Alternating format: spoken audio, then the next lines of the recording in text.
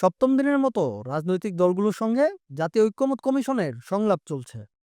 রবিবার ২৯শে জুন বেলা 11:30টায় রাজধানীর foreign service একাডেমির দোয়েল হলে আলোচনা শুরু হয়।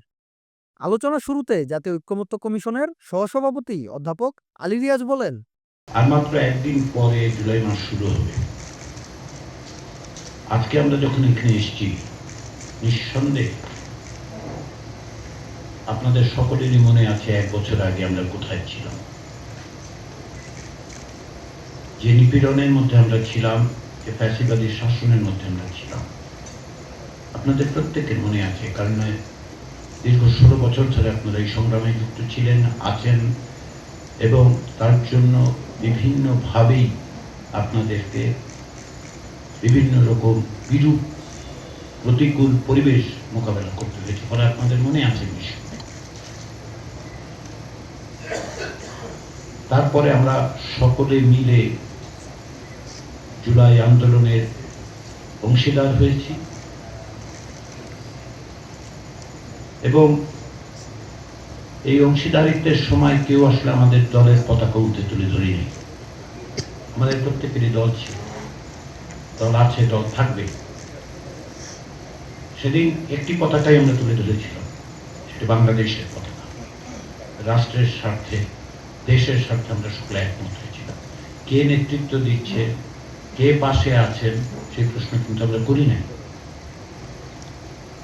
আমাদের সকলের লক্ষ্য ছিল যে একটি ফ্যাসিবাদী শাসন থেকে আমরা মুক্ত হব। আমাদের লক্ষ্য ছিল যে ব্যবস্থা ফ্যাসিবাদী শাসনকে তৈরি করেছে তার কাঠামোগত পরিবর্তনগুলো আমাদের করতে হবে। এই সংকল্পের থেকে সমস্ত কিছু, সমস্ত রকম মত পার্থক্যকে পাশে রেখে আমরা সকলে সমবেত হয়েছিলাম। আপনাদের কর্মীরা প্রাণ দিয়েছেন, নিপীড়ন সহ্য করেছেন।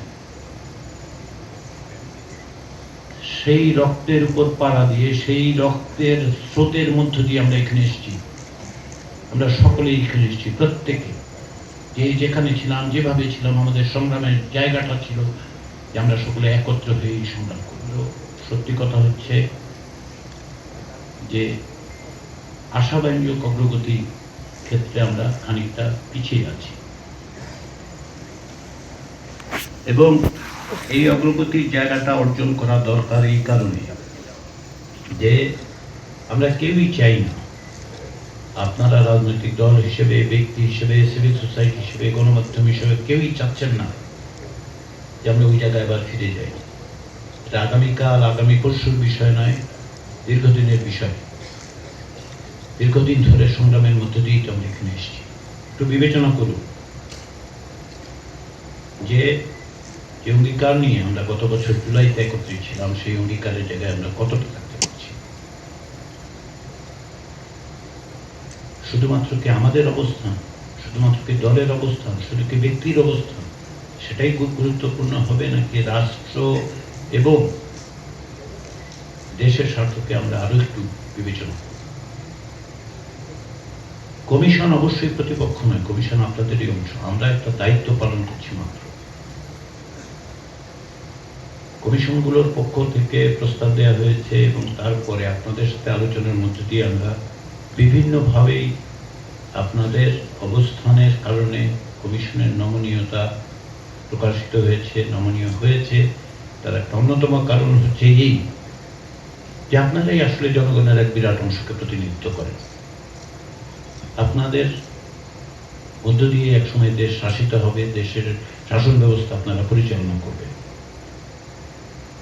কমিশনের পক্ষ থেকে যে সমস্ত প্রস্তাব দেওয়া হয়েছে আপনাদের সাথে আলোচনার ক্ষেত্রে অগ্রগতির মধ্য দিয়ে, কমিশন তার অবস্থান পরিবর্তন করেছে, কারণ এটা আপনাদের সকলের সম্মিলিত আকাঙ্ক্ষা।